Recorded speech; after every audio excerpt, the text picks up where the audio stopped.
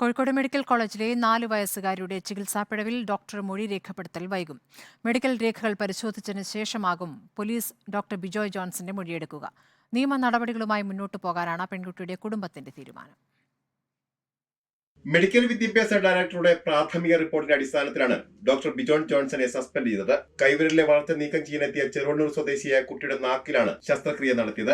പിതാവിന്റെ പരാതിയിൽ പോലീസ് ഡോക്ടർക്കെതിരെ കേസെടുത്തു. പ്രാഥമിക അന്വേഷണം നടത്തുകയും ബന്ധുക്കളുടെ മൊഴിയും പോലീസ് രേഖപ്പെടുത്തി. മെഡിക്കൽ രേഖകൾ പരിശോധിച്ചതിനു ശേഷമാകും ഡോക്ടറെ ചോദ്യം ചെയ്യുക. അന്വേഷണ ഉദ്യോഗസ്ഥനായ മെഡിക്കൽ കോളേജ് ACP ഇന്ന് അവധിയിലായതിനാൽ അടുത്ത ദിവസമാകും ഡോക്ടറുടെ മൊഴി രേഖപ്പെടുത്തുക. ശസ്ത്രക്രിയ പിഴവ് സംഭവിച്ചതായി ഡോക്ടറും പ്രിൻസിപ്പാളും അംഗീകരിക്കുമ്പോഴും ഡോക്ടറെ ന്യായീകരിക്കുന്ന വിചിത്രവാദമാണ് KGMCT സ്വീകരിക്കുന്നത്. സംസാര വൈകല്യം ഉണ്ടാകാൻ ഇടയുള്ളത് കൊണ്ടാണ് ശസ്ത്രക്രിയ നടത്തിയതെന്നാണ് ന്യായീകരണം. ഡോക്ടർക്കെതിരെ ധൃതി പിടിച്ച് നടപടിയെടുത്തുവെന്നും സംഘടന കുറ്റപ്പെടുത്തി. എന്നാൽ കുട്ടിയുടെ രക്ഷിതാക്കൾ ഈ വാദത്തെ തള്ളി. കേസ് ഫയൽ നോക്കിയിരുന്നെങ്കിൽ വീഴ്ച സംഭവിക്കില്ലായിരുന്നുവെന്ന് പിതാവ് പറഞ്ഞു. റിപ്പോർട്ടർ, കോഴിക്കോട്.